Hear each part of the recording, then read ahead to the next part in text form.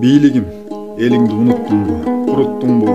Туугандарга калтырып уюткуңду, куда союк туугандарга толуп алып, алар эмне келечекке туруктуубу? Тууган урук быжырап кеттиңер го, келечектин кендирин кестиңер го, аңдан сүйрөп чыгарса колду сунуп, жарга карап кайра бизди тептиңер го.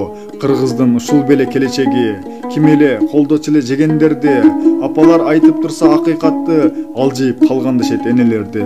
Апалар бар, сен бар, мен бар, энелердин милдетинен урпак улар. Кыргызстанды талкалап тоноп жатса, апалар анан эмне кылсын алар? Шайлоо кезде эл алдына келдиң эле, очойтуп убадалар бердиң эле. Шайлоо бүтүп өз максатын көздөгөнүң өзүм көрүп жүрөктөн сездим эле. Акыйкаттан качасын эминеге, убадага бекем турам дедиң эле.